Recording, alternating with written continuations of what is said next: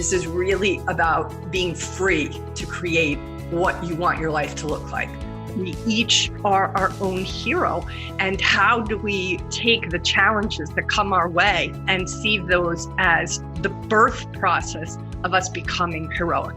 Can you meet that judgment that ultimately will surface with neutrality? This is the Wall Street Coach Podcast with Kim Ann Curtin.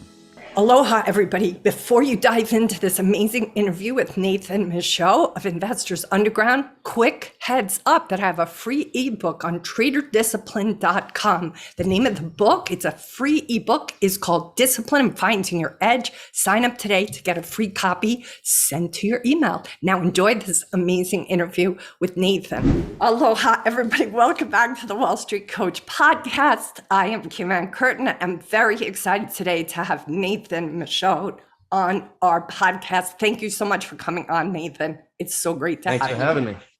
Very Appreciate excited. it. Thanks for having me. You're welcome. You're welcome. I'm going to read a little bio for everybody who's listening to just understand exactly how long Nathan's been in the business. He started trading, believe it or not, in 2003.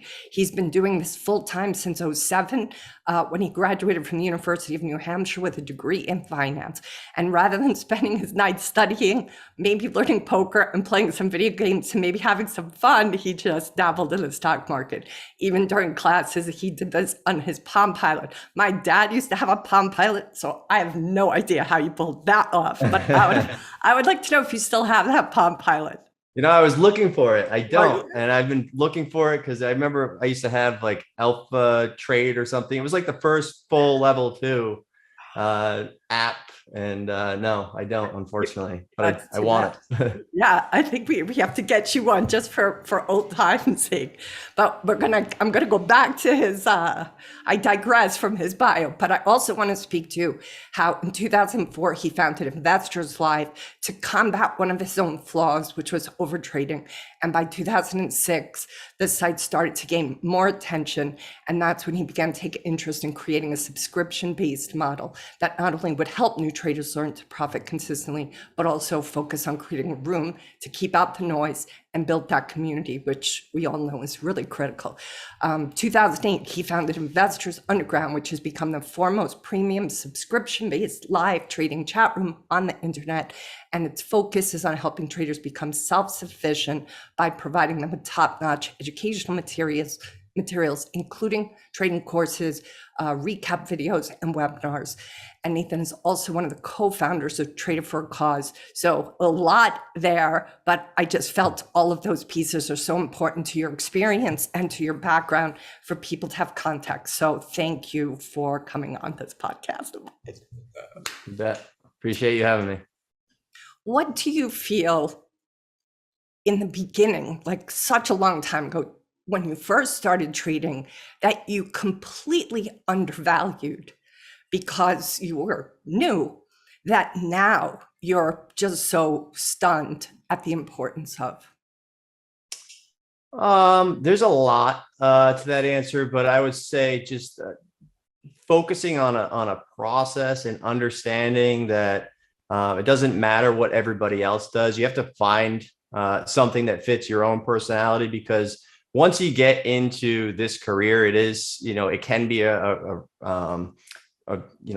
chasing somebody else, chasing what somebody else is doing, the rat race. And I think it's very important to figure out who you are as soon as you can and just go with that, because you're going to find out you're going to have different stresses from stressors from different areas. And you just have to keep on fine tuning to figure out what works best for your own personality. Everybody's different. Some people can swing trade. For example, the last 2 nights, I've been up at like 4 a.m., 5 a.m. because I had a really what I would call kind of an A+ setup opportunity that I was swinging. But as soon as that market opens, my mind starts going and I'm up, and it's just not healthy. You end up losing weeks of sleep. And it does not fit my own personality. It's rare that I do it. I think the last time I did it was maybe with like AMC back in 21 or something, when you do the 4 a.m. to 8 p.m. trades. But overall, for me, it's about how can I take the least risk, make the most, and enjoy what I'm doing, because it's so easy to just kind of turn this into a very it just sucks everything out of you kind of job. And a lot of people don't realize that until it's too late, or they're 40, 50, 60, 70. You look back and you're like, man, I could have had so much more fun. So really prioritizing a process and prioritizing what's important to you as an individual, not somebody else, I think is probably the two most important things. I mean, you're preaching my song. That's the song I sing, because I've even heard that in one of your talks. You talk about how you know so many very successful traders, and yet they're not happy. And you know that even when you talk about it, it feels like it kind of still stings you that could be the case.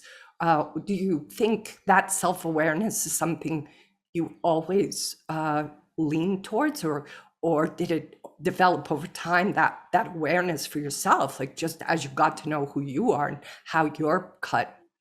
Yeah, it's a continual work in progress. You know, you have all these goals at the beginning of the year, and then you kind of always reevaluate. You know, have you even hit them? Have you been working towards them, or did you just have this whole list of things that you never even really accomplished? And so continually reevaluating is super important.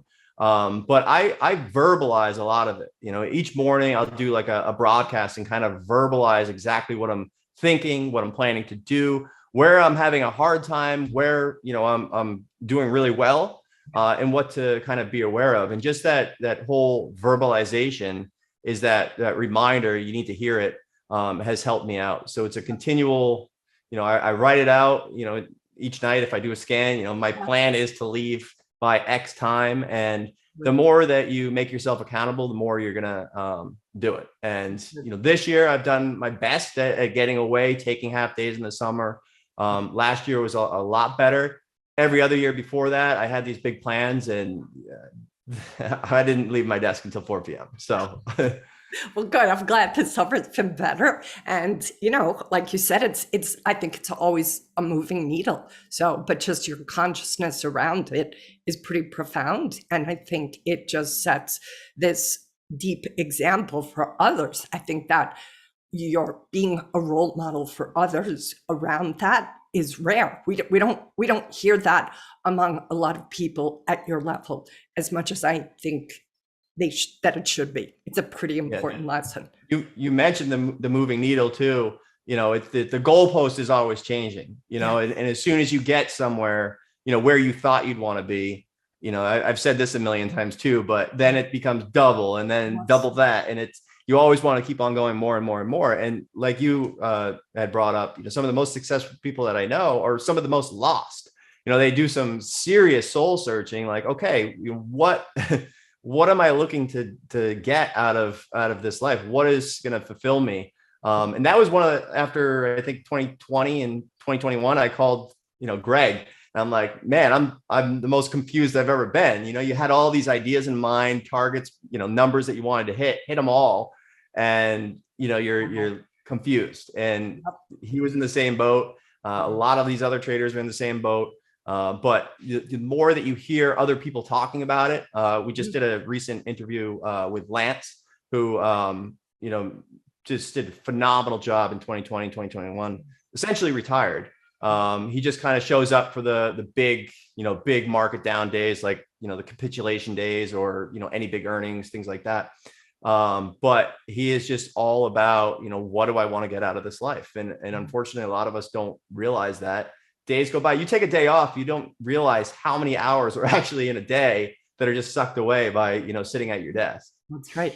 But when you do it, then you become present to just how much is there, the juiciness of it. But I think that advocacy of just being present to what does make you tick, what makes you happy, what makes you fully fulfilled it's just key. It just feels like it goes like a puzzle piece in with all the work, because there's so much work involved.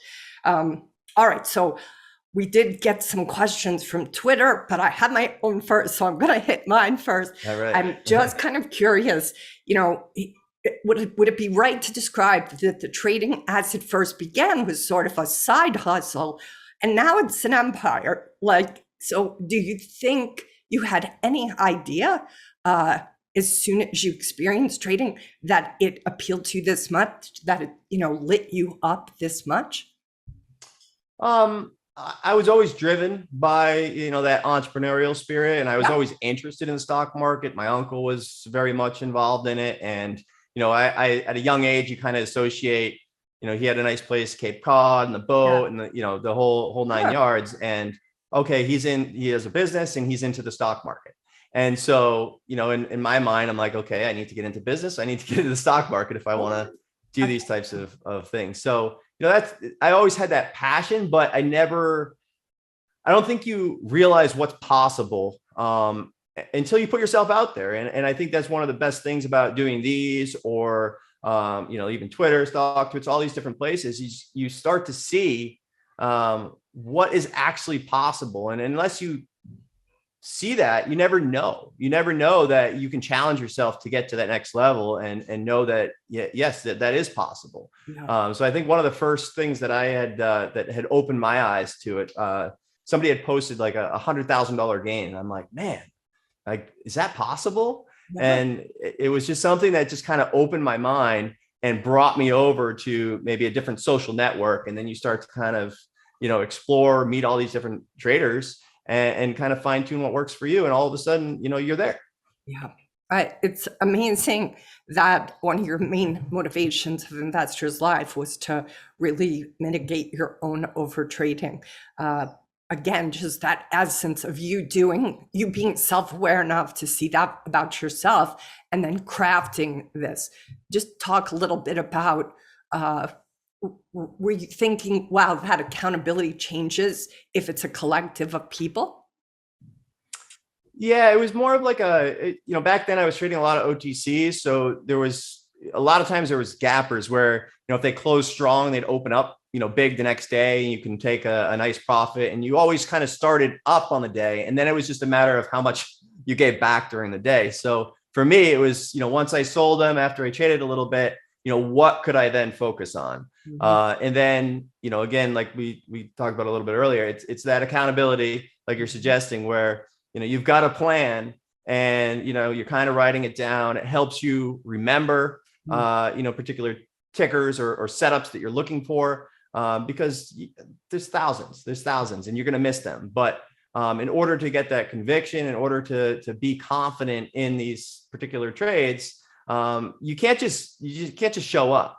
You have to have a big picture view, more of a macro daily chart kind of thesis that supports your trade thesis to really get those outlier gains, outlier trades. So for me, it was accountability of, staying familiar with particular or potential trades that we're setting up. So in a way, yes, but the biggest part was try to build something instead of pushing buttons.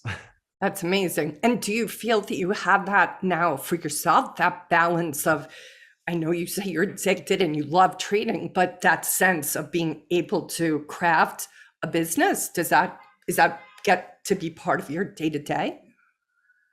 As far as like Entrepreneurship and just running the companies. Yeah, it's part of my day. Fortunately I have an amazing team. So I've structured, like the room. All I do is show up. I do a broadcast in the morning, I do scans at night, and I do a Sunday scan each week. The rest is handled. The rest is taken care of by people that have different passions than me. My passion, no matter how good the business does or doesn't, that's not my happy, like that's not where I get motivated. I get motivated by trading well. I get motivated by, going through the motions and succeeding from a trading level. Then there's other people that are involved, such as my partner, and, their passions is building a business. They came from different sales backgrounds and things like that. They, whether it's marketing, building a business, programming. And it's very rare that, usually if you hire somebody, right, you hire a programmer and then you kind of have to teach them, what you want and how to think like a trader. But when you hire within and you have a marketing guy that, understands trading, you have a programmer that understands trading, they all think out of the box and come up with all these different ideas. some of the most amazing features that we have. And even for me, and making me different, whether I don't know if I'd call them algorithms, but different alerts or scrapes of different websites, things like that, are all homegrown and ideas from my programmer, because he's thinking as a trader first. Well, but you and So your it's partner put him all that in coming place. together. But you put him in place, you and your partner. You picked really great people who you are letting be self-sufficient and grow the business. I mean, that to me is brilliant entrepreneurship, really. Yeah, and you can find some really good people. I give him credit though, because he did a whole bunch of stuff for like 2 years, 3 years, and I always maybe offered to pay or whatever. He's like, nope, one day I'm going to work for you. And Wow, he was right. Is that how it started? Yeah, he was always adding different features and be like, hey, you could do this. What do you think about this? What do you think of that? And so he was always adding these different ideas to the room. And then here we are. That is fantastic. That is just a great story. And what's his name? Let's give him a shout His out. name's Max. And Cam, my other partner, was a similar situation where I talked about making like an educational video probably for 3 years, and I just delay, procrastination 101. And then he's like, we're doing it. I'm going to help you. And so he put in the sweat equity, and here we are too. It's brilliant. That's brilliant. So how important is, I think this just underlies how important it is to have the right group of people around you. So let's just 100%. talk about that. You also give a lot of credit to your wife about, like, you wouldn't have graduated college without her. Just let's talk about how important it is to have the right kind of people that have your back, that support you, that believe in you. What has that done for you? Yeah, you have to have, like you mentioned, my wife, like, you have to have a good support system, because you're going to go through it. You're going to, great days, bad days. It's an emotional roller coaster. And, for us traders, you take the emotion, out of things, right? So, if we're going on vacation or something like that, it's literally the day before vacation. She's like, Nate, are you excited? Like, because that's just, we end up becoming like robots, and so until you actually like disconnect but you have to, that's difficult for the other half. When certain things that typically would excite someone is just, la-di-da, because look, if you acted that way in the market, then you're going to get, smacked around and emotionally, pushed out of positions or whatever. It's not a good mix for the market, but surrounding yourself with other people. The biggest thing I think is like positive people, not yes people, but just positive people. If somebody's always coming, they're always negative, and they're always, kind of bringing you lower, you don't need that. Try to find people that will better you in one way. Try to help these people. Especially like if somebody's smarter than you, say, for example, with bios or reading filings or, whatever, you should try to offer whatever you can to help them, so that when you need help, it'll come back. And I think that a lot of people do that. And I think the more you give, the more you don't do it to get, but it does come around. And I think that's been a big part of not just myself, but seeing other traders that just kind of go above and beyond to do something, and then they get it back when they need it. Having come from the hedge fund world, that's where I worked before I started this coaching practice 15 years ago. I've been shocked in these, 3 years that I've been really with the retail traders, the level of generosity and camaraderie and having each other's back.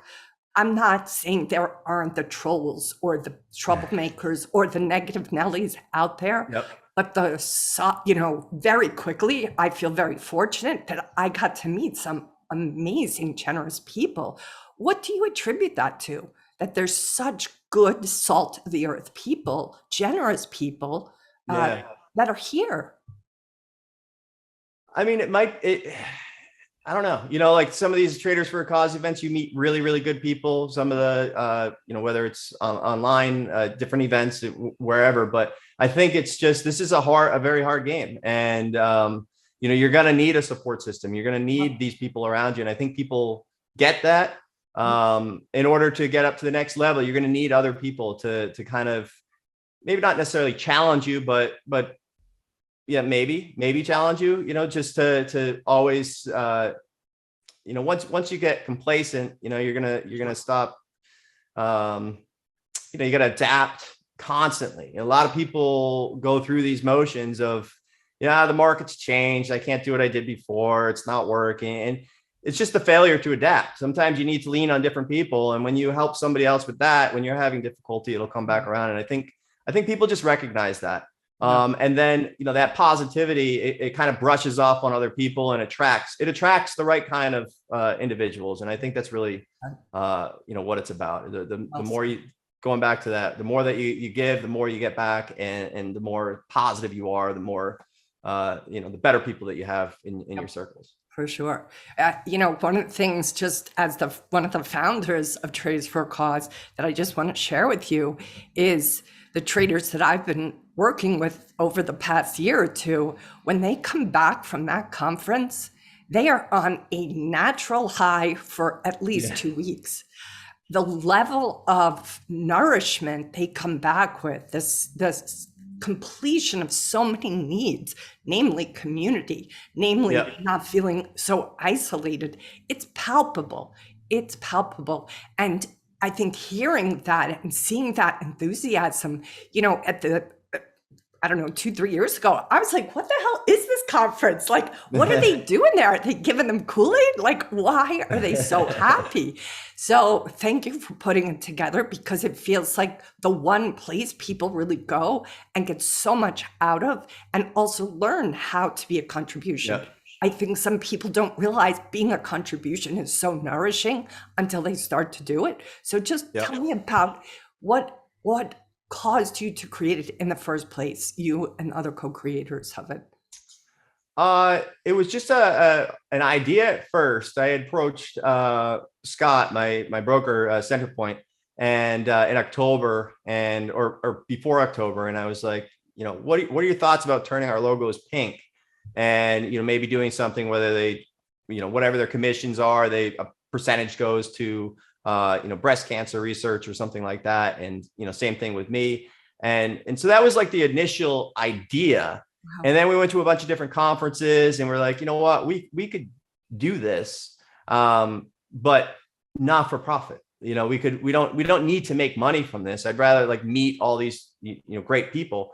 So then we developed Traders for Cause. We put on the first one, and it was, I think it's a good pull, because it's not, you're not lining somebody else's pocket. You're actually making a difference. Your ticket literally helps make a difference in the world. And I think that's the other reason why is you're getting genuinely good people, that want to make a difference, that have done well, or that are beginning to succeed and want to excel in their career. So I think all of that together is another good way to answer your first question. But that's how it all came together. And I think this is year 9 or so.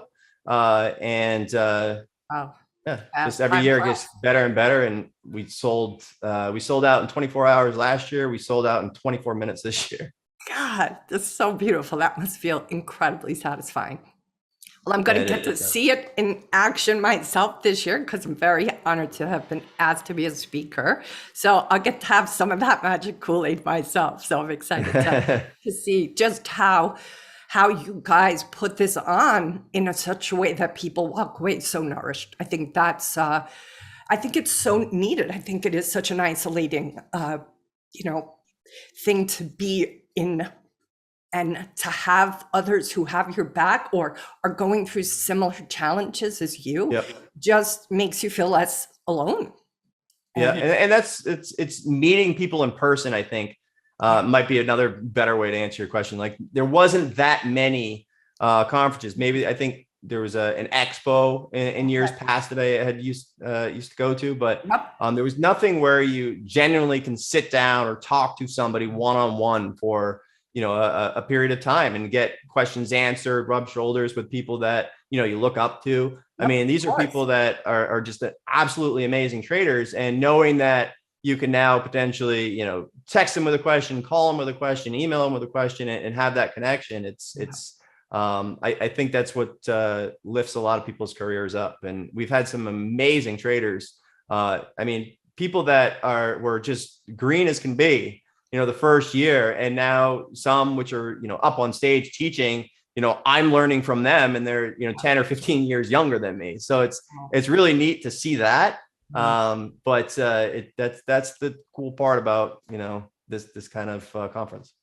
That's the other thing too, that I suspect that those who are at the top of their game, that are coming from this place of wanting to be a contribution back, their willingness to be a mentor or help those that are very serious, like quickly they filter out those who aren't serious.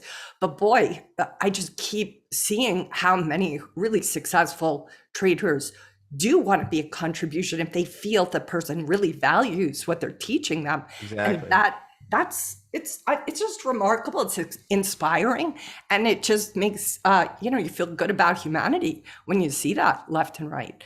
I think it's like the real recognized real, right? So when you're having a conversation, Yes. and you're like, all right, this person's passionate about it. Yes. They put in the work. They're not wasting my time. You're willing to bend over backwards to kind of help them and hopefully get them Perfectly on with their career. So I think that's and I think it all kind of comes back to your what is it, like, not priorities, but it's a very lonely game, right? And so the way that you can give back, or the way that you can kind of check off that box of making a difference in somebody else's life, I mean, it's good. And it nourishes you too. It gives you gas in your tank, Purpose is the word I was looking for. It gives you a solid purpose, which a lot of traders still are looking for a purpose beyond, you make all this money and you're like, well, what's my purpose? And then, it all comes around. So beautiful. I'm so glad you spoke to that word. So your purpose, what's your purpose?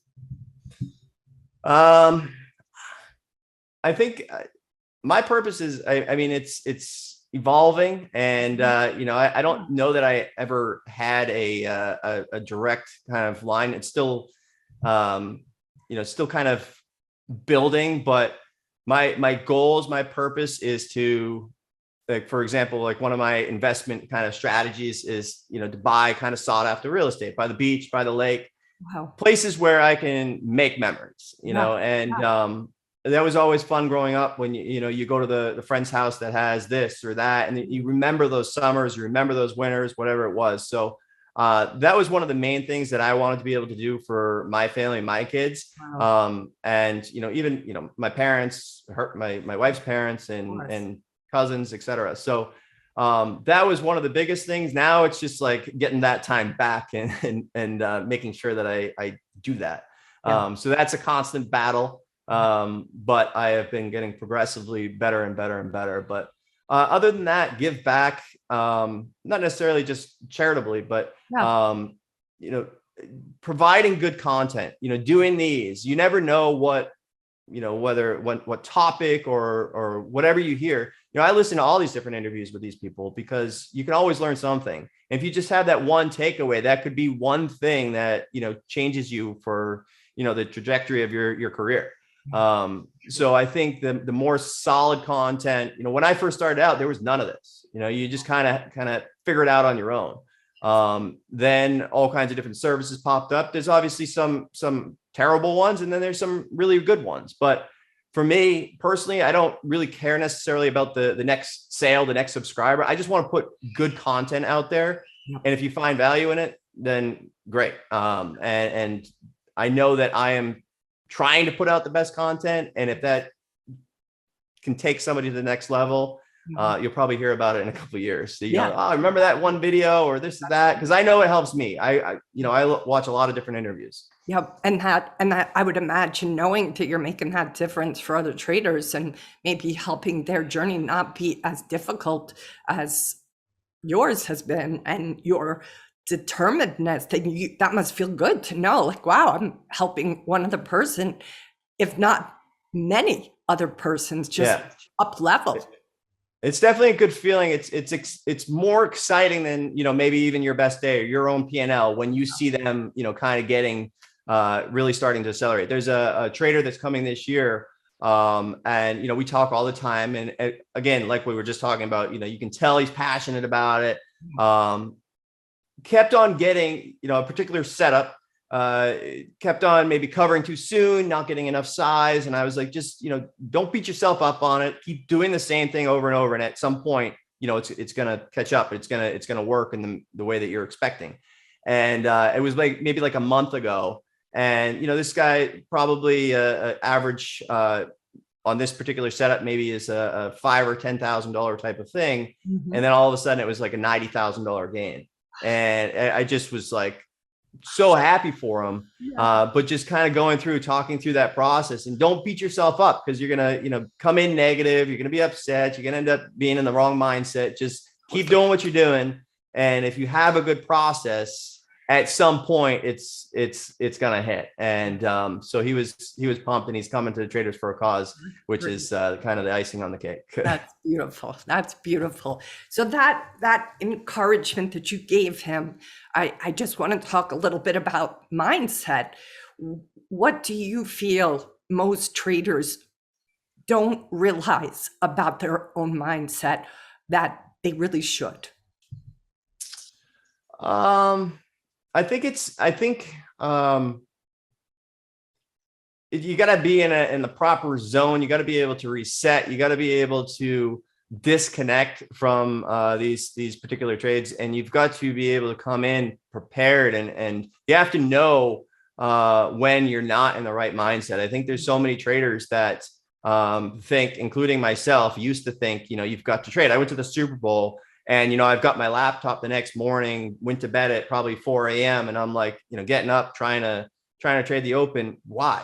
Why am I doing that? I ended up losing that day, and it's like, I was in zero mindset to trade. And meanwhile, my friend, who's one of the ones that I was talking about, 15 years younger than me, and probably the best trader that I know, sleeping like a baby. Why would he get up? He's not in the mindset. He's not with his tools. He's not, if you're going to be a peak performer, you need to be, you need to have a minimum kind of, bar of entry, right? Yeah. You gotta have your setup. You gotta be prepared. You gotta have sleep. You shouldn't be like kind of rushing. You gotta go to the airport. So I think making sure that, you're in the right frame of mind to trade is one thing. Being aware of your surroundings. Are you tired? Did you have a disagreement? Did you get in a fight? Did you all these outlier things can come into your trading, and maybe you're getting frustrated and you make different you're more aggressive trading because of these outlier things that you could control by just not pushing buttons. So making sure that you zone in. I recently, I've been, my wife started doing the gym. I've been taking my daughter to school more and things like that, but it threw off my kind of, kind of preparation. Sure. And I started to realize, like, at the end of the day, I was tired, I was stressed, and threw off my process. Yep. So I kind of had to, I'm like, what is going on? And why am I always exhausted? And why this, why that? So, you have to make sure that you have time for yourself before and after to be able to perform in this industry. That's awesome. That's awesome that you noticed it. I think it's, life is always moving. Families are always moving, it's changing. It's that adaptability. So that's what I'm hearing. Your willingness to consistently adapt. You always have to, whether it's a loss, where you throw kids in the mix, you throw different things that are going to throw you off. I mean, there's just so many different moving parts that you don't realize it until it's, in front of you. And staring you in the face. All right. So let's talk about adaptability. A lot of the questions from Twitter were in reference to this market, this, very unusual time that we've been in. Some of the questions, and my questions too, are how you talked, even in other talks I've watched of yours, where you say it's inevitable that you're going to hit a wall. You have to be prepared for that emotionally, psychologically. Your style has to adapt to that. So what is it that you think is the most relevant to traders now about their adaptability? I always say like being honest with yourself, because there you can make all these different excuses. Oh, this market is this because of that. I didn't make money because of that. But you've got to like look at the real reason. Everybody will have a million different reasons why a trade didn't work or why they're not performing. But a lot of times you end up doing the same thing over and over and you're expecting different results.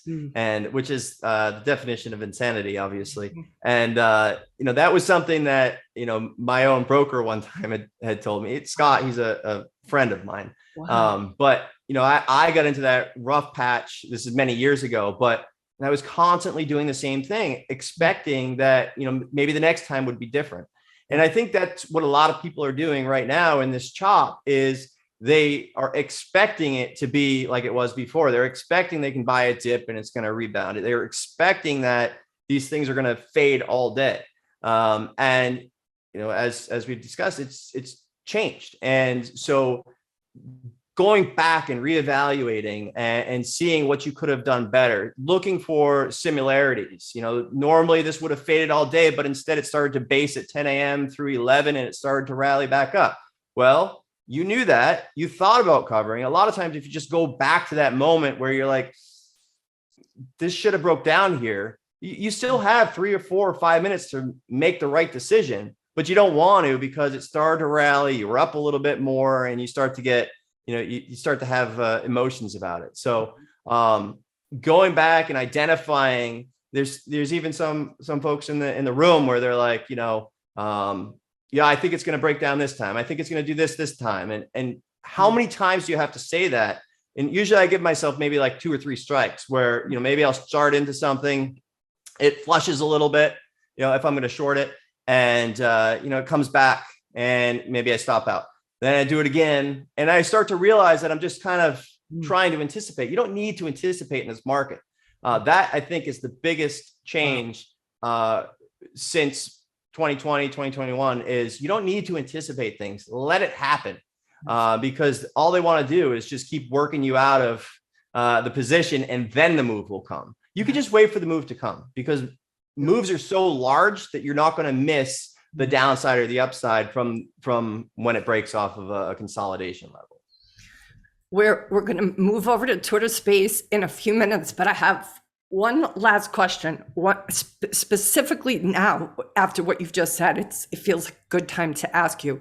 There was one of your talks where you spoke about how so much emphasis is placed on learning from your losses, but you said there's many times we have very important things to learn from the wins.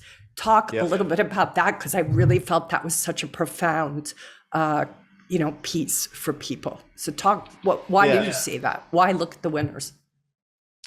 Because there's always a better way. You can always find out the biggest. Most people add to their losers, right? Because it's just the only way they're going to get out is they're going to add some more. So you're scaling into something, and your risk is at the most when you're down the most. And so if you can look at your winners and look at how you could have scaled into something a little bit more and added into that winner and traded it better, you're going to start to see exponential returns, because you can always start to push more and push more in certain situations. You'll start to look at, could you have waited a little bit longer? Could you have done something different where maybe you wouldn't have been so emotionally attached to it? One of the biggest things I think with Lance kind of pointed out, he had mentioned like the V and trading on the right side of the V. And there's been so many times in the past where you're like, all right, I'm going to try to get the bottom, try to get the bottom. And then it comes back and you're like, phew, you get out and you sell for flat. Well, you know what? That was probably an ad spot. That was probably the time to buy, but instead you're selling out for flat or minimizing a loss or maybe a small gain. Meanwhile, he's coming in and buying it up because it's time to go. And so I think that's a really big, big change or a big thing to identify is realizing these small little changes can really reduce the drawdowns and really give you an exponential upside when you're right. So I don't think enough people, why you lost, what you did wrong. It's you're either stubborn, you didn't respect your stop, Stops are part of the game, and you have your risk level, and it should be, business as usual. You were wrong, you got out. If you're fighting that, if you're adding to it, if you're doing all those things, that's obvious. You're stubborn. You didn't respect the rules. Yep. I don't need to review that. I know what I did wrong. But if you can keep on making your winners better and better and better, that's when you start to really expand and extend those gains, and you will see a huge difference. Yeah. All right, I'm going to squeeze one more in because we just have a few minutes left here. What do you feel that the most important piece right now for traders to keep in mind in this unusual market? And just for context, everybody, it's July 28th, 2022. What do you feel is the single most important advice that you want to give people who are perhaps a few years in? They're certainly not brand new. They're more sophisticated, but they don't have the amount of years you do. What is it that you want them to keep mindful of as they navigate the rest of this, year? Stay in your lane. It's you versus you. It doesn't matter what somebody else is doing. It doesn't matter what somebody else makes. It's good to be inspired by them, but not influenced, as in you didn't make enough. You didn't go in large enough. You didn't make the right move because they made more. That's always going to be the case. Somebody will always make more. So you have to just keep on fine tuning your own process, because, I could have the best system in the world, but you couldn't trade it. You have to learn it. You have to learn what works with you. There's amazing traders that I know that I just can't do what they do. But I know what works for me. And you just have to stick with that and keep on finding better ways to maximize gains and fine tune the process. And for me, how to minimize stress and not exhaust yourself, because I'm sure as well, but by the end of the day, you could easily be exhausted staring at the screens all day. So how do you find that proper balance? How do you get off desk? How do you do all these different things and still enjoy what you're doing? You don't want it to feel like work, and you easily can make it feel that way if you want. For sure. All right, so we're going to take Nathan over to Twitter Space. We're going to get some questions from some people. I also have a few questions they've already given me. So Nathan, I'm going to hop right into some of the questions we already gathered up from Twitter. One of them was a really great question just about what's happening right now in this bear market. Darth Trader, what a great name. He is asking, what was investors, your first bear market experience like? And then how many years did it occur? That's the first part of his question. So I'll pause there. I didn't really participate in the first crash. I think the first bear market was probably during COVID, which I probably was a little bit underprepared. There was definitely opportunity. There was always, the meme stocks and everything, and it was probably my best year ever. But I think I was less prepared than I was this time around for when things started to take a turn. And it's just pretty much business as usual, because it's looking for opportunities, looking for stocks that have gone straight up to potentially fade, or it's stocks that have ramped up, consolidated, and looking for a secondary breakout. So the overall market doesn't necessarily matter for me. Obviously, if things are going straight up, there's usually a lot more opportunity, but we've been pretty fortunate to have opportunity both ways since COVID. So I'm not really. It doesn't matter if it's a bear market, bull market. All that matters to me is volatility. And what would you say is your thinking and habit process? That was kind of the second part of Darth Trader's question to you. What do you feel gets you through for any experience of volatility? Like, how do you navigate it yourself? Just give us like a little bit of a window into your mindset when dealing with it. Yeah, I think it's easy to get overwhelmed. One of the biggest changes I'd say I've made over the last couple of years, two big changes. One is like low float type names, things like that. I pretty much cut those out. If I trade them small. but really focusing on two names. Every morning I try to bring everything down to two names. Maybe I have 10, 12, 15 ideas, but I try to zone into only two names to focus on those. Otherwise, you look back and you realize you missed, all the layups if you're trying to nail everything. So really fine tuning, figuring out what you're best at, and ignoring the rest. We can all try to trade 900 names a day, and yes, I trade a lot, but I only size in typically two names at a time. Mm-hmm. The rest are just a little bit smaller. Maybe a bigger picture. I kind of look at them as names that I can just kind of babysit on the side, get on the right side, and let them work in a smaller manner, rather than try to size into everything. Because you look back and you're like, man, how did I get here with all these positions and upside down here, up here, down there? Yep.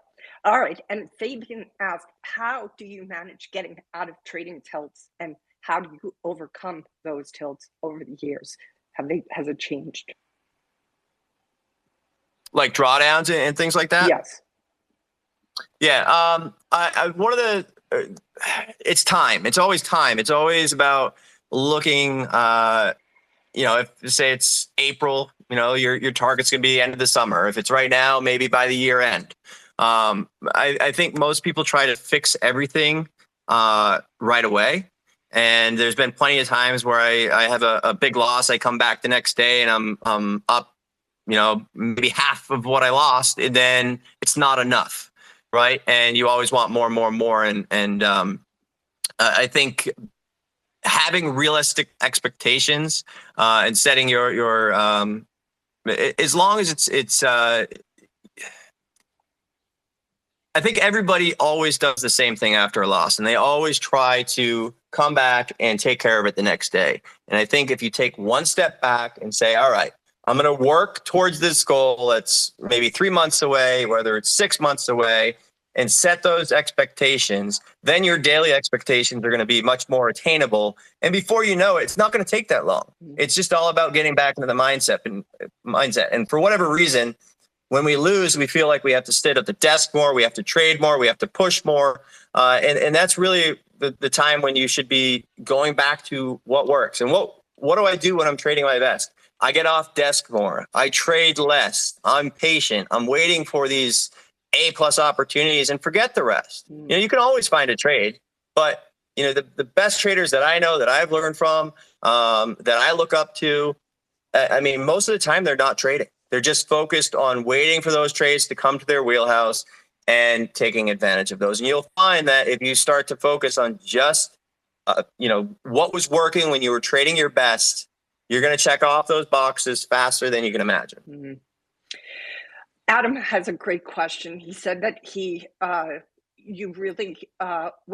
curious how you narrow down the stocks that you do focus on. He spoke to FinViz as the platform that you use, but he said without fail, your watch list always has things that are out of the blue and yet killer moves.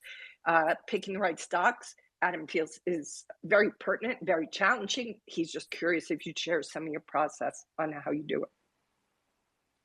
Yeah, you'll notice that a lot of the setups are always the same. And, if it doesn't happen, right away, then you just, like, for example, SIGA. At some point, we're going to have a massive trade. But the key is just not exhausting on the front side of the move. So it's about stalking the trade, staying familiar with it, setting price alerts. But most people are always afraid that they're going to miss these opportunities. So I just have the scan set up to search for basically overextended moves. And when the trade comes, whether it starts to either gap up, parabolic, the way that I fine tune it is, say I have 10 names on watch, as they prove me right. So if I'm anticipating a gap up, if I'm looking for a gap up and a parabolic, if I'm looking for a gap down and a reversal, if they're doing what I expected, then, obviously I have the right read on it. So I will start to focus on those over the other ones.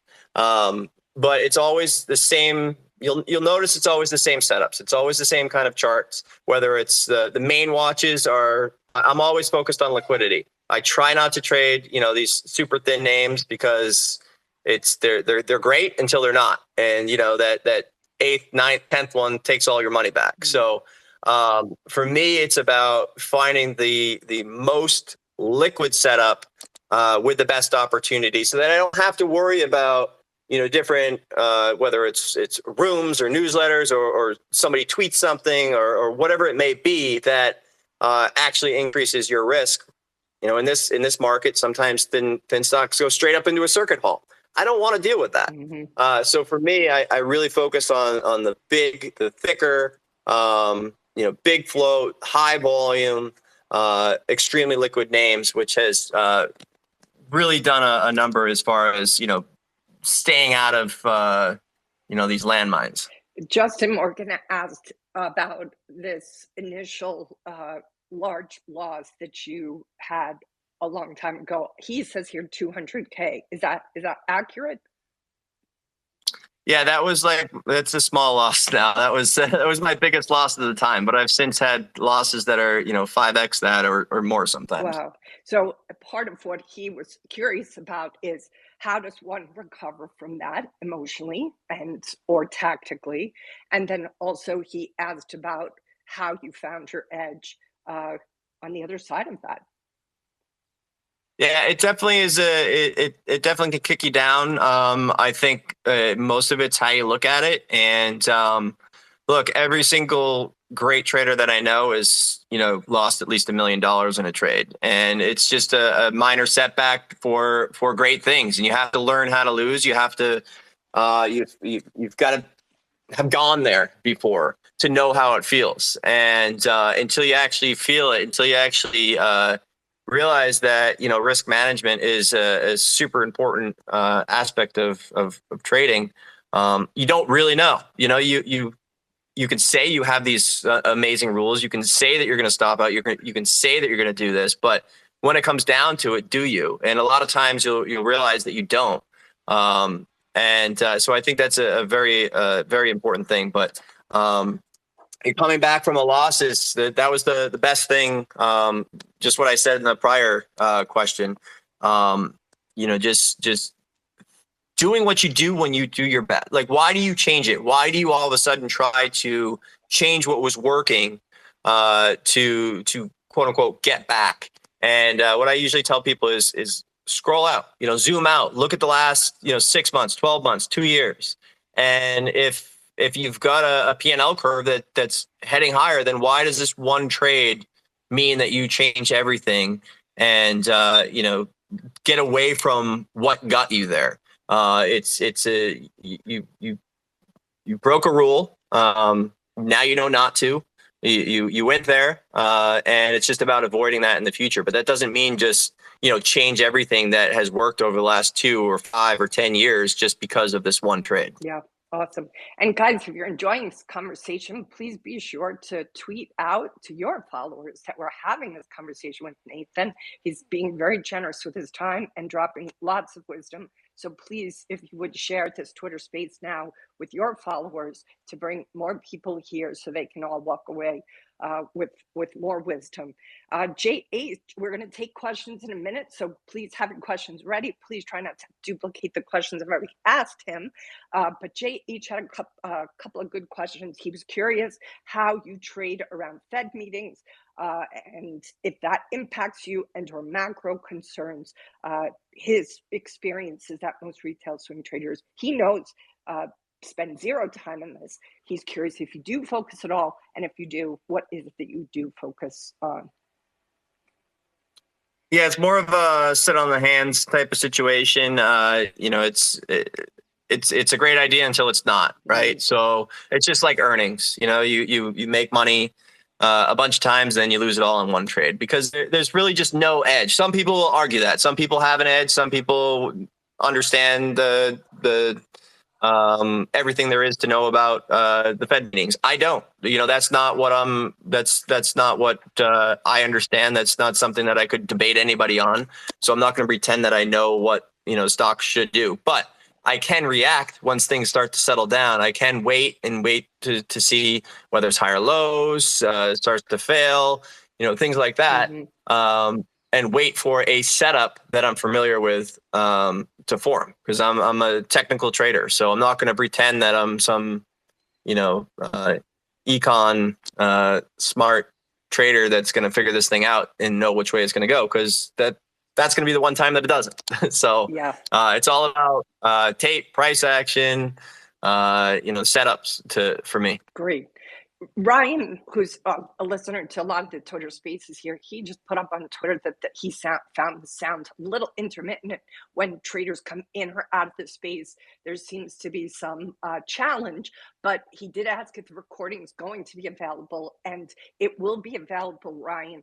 But it probably won't be available until mid or end of next week, because Lucas, our wonderful editor, is on holiday. So you're going to have to wait a little longer for this incredible conversation with Nathan. And we're sorry for the sound being intermittent. I don't know what that is, but there's always tech issues, especially with Twitter. So we're going to start taking questions now from the audience. I know you put me on as a co-host, Nathan, but I'm not sure if Twitter reads me that way. So it could be that you may have to open those people, give them permission to come in. So please, if you guys will raise your hand on this space, if you do have a specific question for Nathan, please let us know now, and we'll open the mic up for you. Either Nathan or I will, depending on which one has access. So if you do want to ask a direct question, Tim, please put that up. You just have to hit the mic, and that is your request to speak. And if not, I'm going to keep going through the questions we had gathered off Twitter. You want me to just accept some of these people? Yes, please. Thank you. That would be great. All right, I think somebody's live. Okay. Maybe. On trade. Yep. Okay, on trade. Do you have a question for me? Can you guys hear me? Yep. All right. First of all, thank you guys for doing this for the community. Really, really appreciate you guys. Quick one for the Nate, the beast. Nate, I really admire. I can't hear him, Nathan. Can you? Yes. Okay. Nate, I truly admire how well family-oriented person you are. Just want to ask you you already made it to the other side. So how do you maintain the balance between life and spending time in front of the screens? It's a constant work in progress. So you have to be aware of it. You have to, it's something that you continually work on, and you're in the room. So, you kind of see me put it out there, and talk about it. And, if you talk about it, you be about it. And it's been a work in progress. I was talking to Kim earlier about that balance, and, how do you do it? And it's really just about kind of verbalizing it and holding yourself accountable, and, it'll happen. But if you just kind of write goals and that's it, then how many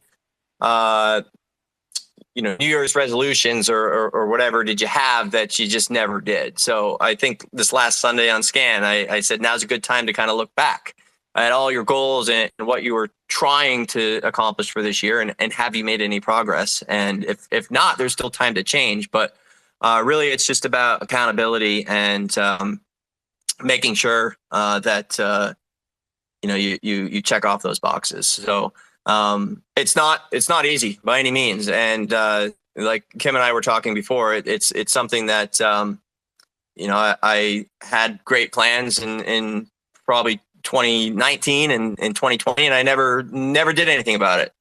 Late 2020, I made big changes. 2021, I made big changes, and this year I probably made the most changes where I've been able to get off the desk more and really focus on trading a bit less, bigger picture moves, and all of that kind of helps, everything. Yeah, right. But don't you feel like guilt? Like, let's say, you were away from the screens, and then this big move happened that you were stalking for, let's say, days, and then all of a sudden it happened. Now you missed a complete unwind. Like, how do you balance that negative emotion? Even though we have so many opportunities right now, but still, it hurts. Yeah, I mean, the thing you have to remember is it's always number one, you're always going to miss opportunities.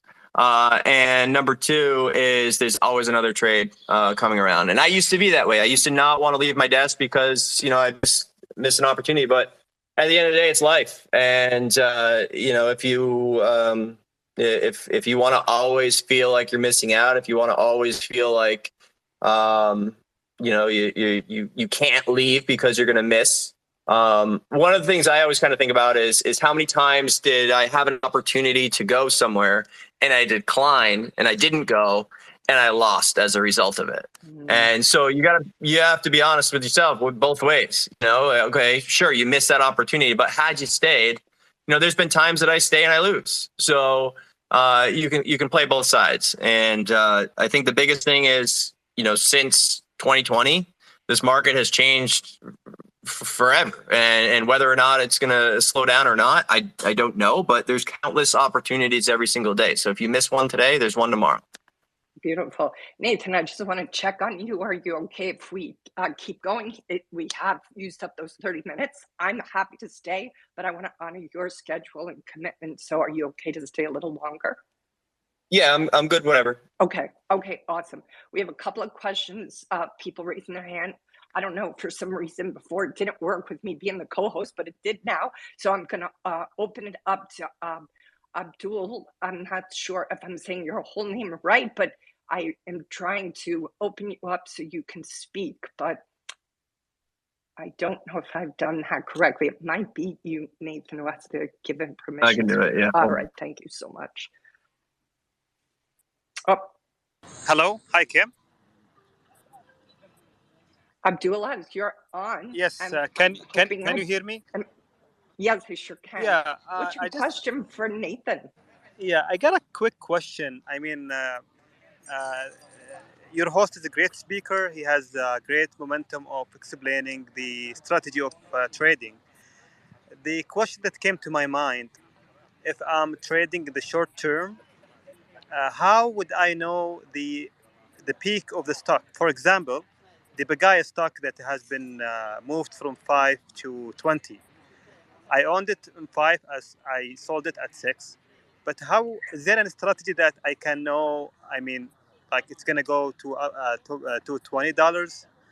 Is there the strategy that it's, for example, it's like a decent strategy, not following the people on the Twitter they are mentioning without any evidence? Thank you. Sorry, I didn't really understand the question. You're asking how. It sounded at first that you were trying to find how to find the top, or you're trying to find, how a stock would go from 6 to 20. Yeah, I mean, is there a tool that how would I anticipate? I mean, the best time to sell. You mentioned in the beginning, you have to be patient. Sometimes take years, but in this stock, sometimes it's just 1 to 2 days that it's double or tripled, like from its original price. How would I know the time to sell? I mean, there's never a bad time to sell some. I'm always, an advocate for, scaling out along the way. It's important to do so. It'll help take emotions out of the trade as well. And especially in this market where things continually retest and check different levels and come back. It's always nice to have a little bit of a padding to let something work. But, I never know. You never know how high something can go. The more volume there is, the more likely, that there could be a potential outlier move. But, you just kind of have to get a feel for, what the market's doing right now. For example, today, little IPOs and these low floaters are going to go crazy because HKD just went from 4 to 20 to 200. So who knows? Who knows how high these things are going to go? But over time, if you always kind of do the same strategy, meaning take gains along the way, it's going to probably be more beneficial over time, just because more often than not, you're not going to have an outlier move. outliers are called outliers because they don't happen often, black swans, etc. So that was one thing that, after a huge move, I found myself, 5, 6, 7 years ago, I'd always try to hold the next one. And that's everybody's strategy. And if you change as things are going, it's always, I've found, good to lock in along the way and don't try to get the top every single time. If you sell too early, you sell too early. You can always buy back if you want. But if you always try to hold to the top, more often than not, in my opinion, you're going to be disappointed. Dustin, we're going to take your question. So please, Okay, yeah. what's your question Cool. for Nathan? I agree with not holding and hoping there, Nate. Good stuff. But my question is, what time do you wake up in the morning to borrow shares to short? Like, for example, HKD tomorrow. HKD was pretty readily available, but I probably won't borrow it. It's just something like I said earlier, I just kind of cut those things out. Maybe I will. Maybe small. Maybe, I don't know. But to me, there's a much better trade with a lot less risk, on something like Sega or AMC and things like that. So my focus is always going to be something that I can have extreme high conviction. You've got GOVX, you've got SIGA, you had RDBX, you have plug with crazy range and crazy volume. So at this point in my trading career, it's about how can I make the most with the least risk, have the most conviction.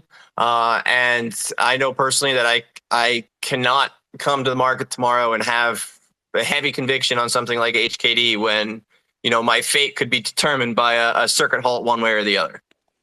Okay, what time do you usually wake up, like press the button to borrow shares in the morning if there is a perfect setup and you don't want to miss out on the shares? It's not always a rush to the open. I mean, you can borrow obviously as early as 4, but sometimes maybe you pay a premium. So there's always, they go to the street and locate stock. And so a lot of times you'll see them refresh particular inventories at, say, 7, 7:30, 8 or whatever. So I think really the quote unquote secret is to keep trying. A lot of people try once or twice and then they give up. But sometimes there's a lot more availability later than there was, at 4 a.m., 5 a.m., 6 a.m. So there are times definitely that I wake up and borrow. But there's also times, that I overpay if I do it earlier. So it just really depends on the setup. But I really don't worry about something like HKD. Paper Archer, we're going to let you ask a question, but just a friendly reminder, if you guys are enjoying this, getting value from Nathan's wisdom, please do put out a tweet to your followers that we're in here having this amazing time with him. Paper Archer, you waited a long time to ask a question. Please feel free to ask Nathan your question.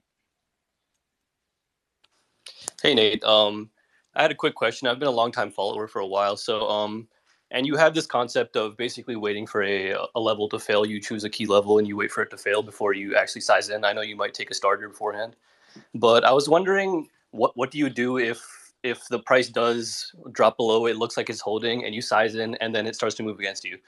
For me personally, sometimes I move down my stop, which sometimes goes against me, and it'll break back down. So I was curious what you do if you get that confirmation to size in, and then the stock starts to go against you. I would adjust. I would adjust at that key level. Usually I'll give at least, it depends. If it's like a thicker name or if it's something like, a thin, low float, then you obviously need to act a lot faster. But typically I usually put a lot of triangles just because I'd rather continually scale slowly as it gets away rather than just go, one shot or 2 entries. I'd rather continue to scale as it gets away. If it starts to rally, then I'll make an adjustment. Typically, if it goes sideways or if it starts to thin up, typically you have a little bit of time to do so. But that was definitely something where in the past, I've sized up and then it comes back up, and I was just up X, and now I'm not. Now I'm either up small or flat or potentially down a little bit. And then I decide to, quote unquote, see what it does. So I think it's super important to control your risk at that point. And you do have time most of the time to go ahead and size out or adjust. But what the main thing you don't want to do at that time is to have size, have scaled in, and then just kind of be one with the market. Whatever the market decides is kind of your fate. So as long as you're sizing down and controlling your risk, if it goes in the opposite move, you can always get right back in. Sometimes you're going to cover and that was it. That was the top, and you just covered for flat for no reason, and you were right all along. But there's a lot of times that doesn't happen, and you'd be happy. Guys, we're listening to Nathan, who is giving some incredible gems here. Of course, he is of Investors Live. That's also his Twitter handle. If you guys have any questions here, please feel free to raise your hand. Dip Trader, you've been waiting a while. Please ask your question of Nathan. Hey, Kim. Hey, Nate. Can you guys hear me? Yes. Yes. Thanks for doing this.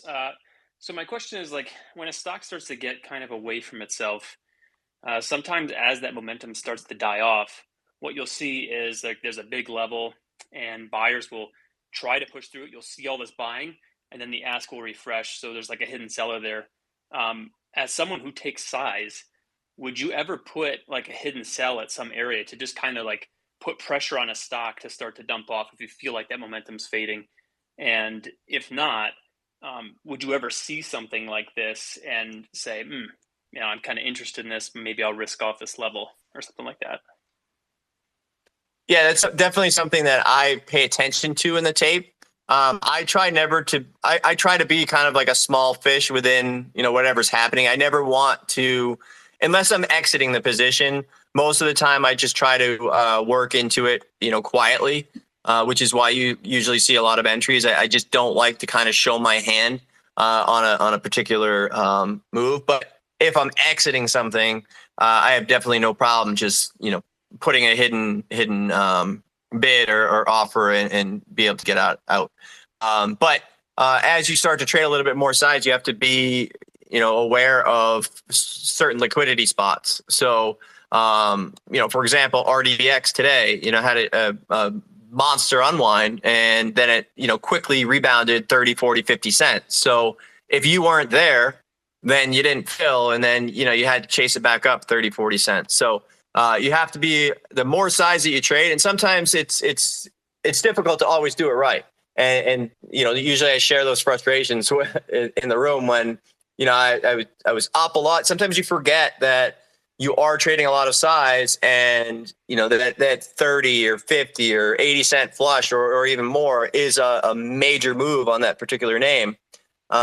So, yes, I typically will have orders out there and ready to cover, or ready to offer. But no, typically I'd rather see proof that there's another. I'd rather not be the reason or the.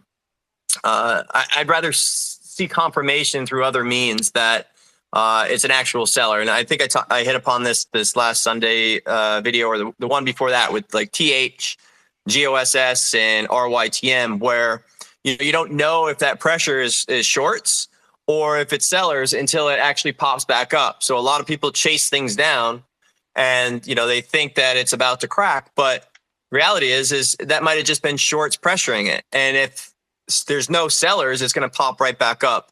And if you were that pressure, if you were sizing in, anticipating, or the reason why it was heavy, then good luck, covering if it pops the other way. Let us know if you guys have any questions here in the room. We had a question earlier this week for you, Nathan, from Servillo, and he was saying, if you had to start over all over again and had 25K, what would you do to grow the fastest? What would you cut out? And what kind of mindset would you have while doing it? I would probably focus on everybody's different. So you really have to focus on what setup works for you, not somebody else. And we just did an interview with Lance, and he kind of echoed that, where, he could have the perfect process that makes him, print some millions and millions and millions, but that doesn't mean that you could just do the same thing and print millions and millions and millions. You still have to go through the motions and learn and actually figure out how to do that. And that's the great part about trading is, you can't just take one thing that works and assume that it's going to work for somebody else. So you got to just figure out what works for your own personality, and whether that's one or two different setups. If it was 25K, I'd probably paper trade for a while to try to figure out, what I'm good at, while I save up, another 5 or 10 grand, because there's no point. There's no point to start with 25K or 27K or, anything like that, because the first thought when you're trading is, oh man, I can only lose $2,000. Oh man, I'm going to be under pattern day trade rule. Oh, I can't take this loss because I'm under pattern day trade rule. So I think the best thing is to get furthest away from 25. I'm not suggesting you go plow 100,000, 200,000 or more of your savings or anything like that. But the closer you are to 25, the more pressure you're going to put on yourself to be right, and the more you're going to second guess yourself, the more you're going to take losses that you didn't need to take in the first place. So again, I would just focus on whatever fits your personality, whether that's the long side, short side, whatever setup you see success with, while you paper trade and test it, and then slowly get into the market from there, and be patient. I was talking to Kim earlier. The best traders I know trade the least, and that's really been a focus of mine, because I used to trade anything that moved. And sure, maybe I can make a whole bunch on a bunch of different names, or you can make a whole lot more on 2 different names, less stress, less energy used, and just feel a lot better at the end of the day. Just talking about having less stress, one of the things I notice about your Twitter handle, and we're talking for those who are joining us now with Investors Live, Nathan, he's giving lots of wisdom. We just got off a 30-minute podcast that we'll be releasing on the Wall Street Coach, hopefully in the next week and a half to 2 weeks. And we're going to have this interview there too, so you can listen to it. One of the things I see all the time in your tweets, Nathan, is your sense of humor. And I absolutely love how you handle those who are trolls, those who are, fake accounts. You seem to be having fun. There was one, I think, from yesterday. I couldn't stop laughing for like 10 minutes. It was a guy who was like, hi, I want to manage your account. And you just played along with him. You gave us pictures on your, you put out the tweet of the correspondence back and forth, and you're like, hey, show me kind of your track record. Send me some pictures of your track record. And the guy sent you a picture of himself. And you're like, I don't think he understood. But I just found that I just find all the time that sense of humor, not taking yourself too seriously, really takes the edge off that stress. You are one of the few who seems to have that sense of humor. Tell me how that serves you. Am I picking up on this right? Do you play along with them to just have fun?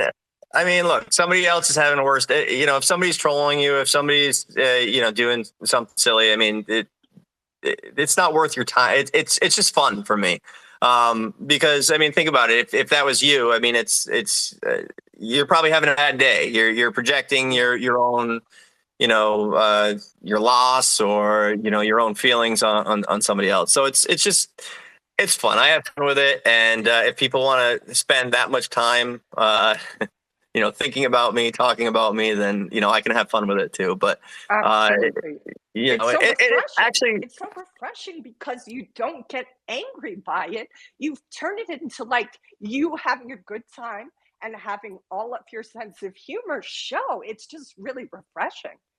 Yeah, no, you can't take anybody seriously out here, and it's funny. You just always have to remember they're having a worse day than you, right? And otherwise they wouldn't be doing that. So, no, it's all fun, and I just try to have fun with it. And usually I just block and move on if it continues, because it's fun to do it once, but then if you engage, it's just not. It's not worth your time. But of course, but you just seem to have this like really healthy balance with that, like not taking it too seriously. I think some traders, especially in the early years, they can take themselves a little too seriously.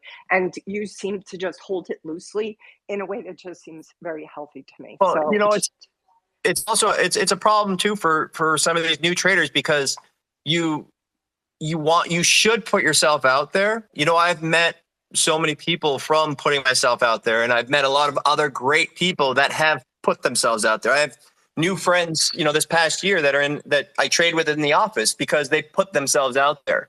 But one of the downsides of putting yourself out there is you have to deal with that. So I think that, you know, anybody that does put themselves out there to meet new people, to show how they're progressing, to do any of that, it's important, because that's what we're all here for. We're all trying to get better. We're all trying to learn from one another.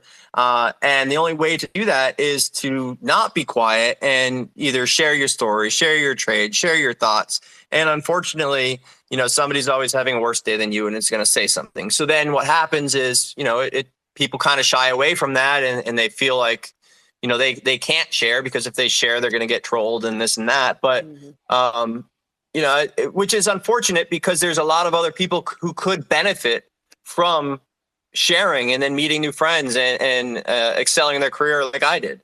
But, you know, unfortunately, some ruin that for them. But the one thing to remember is they're having a worse day than you. yeah, it's beautiful. It's a really, really powerful point. All right, if anybody has any questions, we're going to probably wrap it up in the next 8 minutes.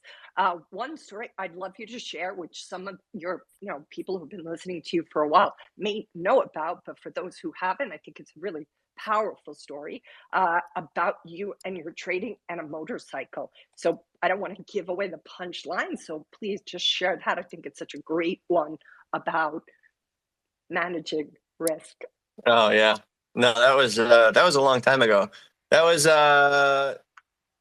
May 5th, and they were doing a Cinco Mayo festivity in the parking lot.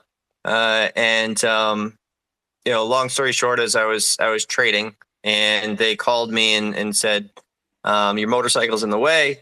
If it's not moved within, you know, X amount of time, then we're going to have to tow it. And so, of course, I ended up going and moving it.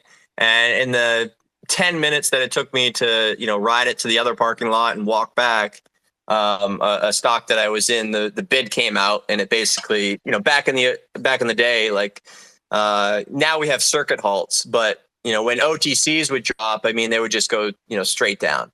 And I think it did something like 220 to 50 cents. And by the time I got back, it was bouncing to like, I don't know, 80 or 90 cents. So it had minimized some loss, but it wasn't good at the bottom. And it was my first major loss as a trader. And it was just something that stuck with me, that, you know, if that ever happens again, let them tow it.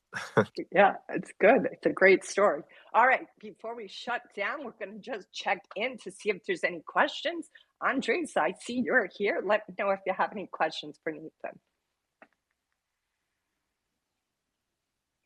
I don't know. We're getting a lot that aren't connecting through Nathan for some reason. All right, guys. So I think what I'm going to do is just take this to a close. Amar, can you hear us now? Yes.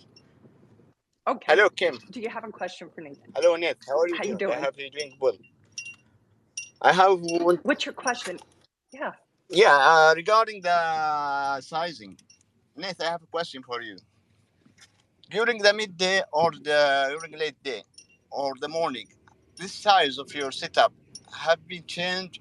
For example, if you start in the morning by your size, it will be changed if the setup come again in the midday, or will be changed.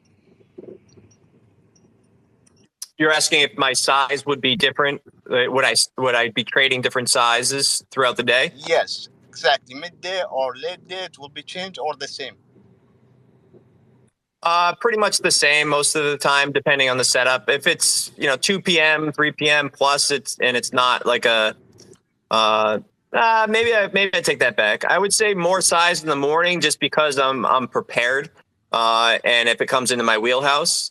But that doesn't mean that you know, had Siga given an opportunity today and actually broke down, I mean, I would have happily gone full size, you know, late day. So I would say it just depends on the setup. If it comes into your wheelhouse, then there's no reason not to use risk. If you're just trading to trade and you're sizing up because you want to make more, then that's probably not a smart decision. So I usually try to save any sizing that I do for something that is 100% coming into my wheelhouse for an A+ type setup. Thank you, Amar, for that question. Nathan, thank you for giving us so much time. I'm just, blown away at how generous you've been today. The Wall Street Coach podcast, we did a 30 minutes with Nathan. We're going to have that come out in about a week and a half to 2 weeks. Please subscribe to that. And please subscribe to Nathan's channel, investorslive.com, Investors Underground. His YouTube channel is incredibly robust with so much information, complimentary. Never mind all the value he adds if you become a subscriber. Nathan, is there any question that I didn't ask you today in all this time you've given me and everybody listening here that I should have asked you? I don't think so. I think you got them all. Okay, good. I'm so glad. Nathan, thank you so much for your time. Guys, keep a listen out for this full podcast, and we'll put it out probably in about a week and a half to 2 weeks. Nathan, I hope you have a great rest of the evening, and thank you so much for coming on the Wall Street Coach podcast. All right. Thanks so much. Have a good one. Okay. Aloha. Bye-bye. This is the Wall Street Coach podcast with Kim Ann Curtin. You can download Kim's free ebook, Discipline and Finding Your Edge, at traderdiscipline.com. And learn more about working with Kim and her team at thewallstreetcoach.com. And if you're feeling generous, please leave a rating and review wherever you get your podcasts. Thank you for listening.